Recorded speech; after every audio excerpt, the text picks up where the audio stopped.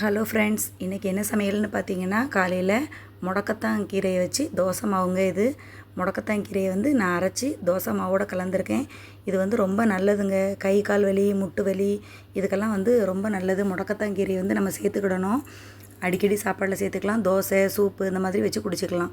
பாருங்கள், தோசை, அதுக்கு காரமாக ஒரு சட்னி அரைச்சிருக்கேன். மிளவத்தல் வச்சு ஒரு சட்னி அரைச்சி வச்சுருக்கேன். இது தாங்க காலையில் டிஃபன். மதியத்துக்கு பார்த்திங்கன்னா வெண்டைக்காய் பொரியலுங்க. வெண்டைக்காய் முட்டை போட்டு பொரியல் வச்சு வச்சுருக்கேன். அதுக்கப்புறம் பருப்பு குழம்பு வச்சுருக்கேங்க. தக்காளி எல்லாம் போட்டு பருப்பு குழம்பு வச்சுருக்கேன். அதுக்கப்புறம் அதலக்காய் இருக்குது பார்த்திங்களா, அதலக்காவை வச்சு ஒரு குழம்பு மாதிரி வச்சுருக்கேன். இது ரொம்ப டேஸ்ட்டாக இருக்குங்க. நீங்கள் சாப்பிட்டு பார்த்திங்கன்னா கசப்பே தெரியாது. அதலக்காய் கசக்கும், ஆனால் இது நம்ம புளியெல்லாம் ஊற்றி வச்சுருக்கிறதுனால கசப்பே தெரியாது. ரொம்ப டேஸ்ட்டாக இருக்கும். ரொம்ப நல்லாயிருக்கும் பாருங்கள். நாளைக்கு என்ன சமையலுங்கிறத நாளைக்கு பார்க்கலாங்க. பாய்.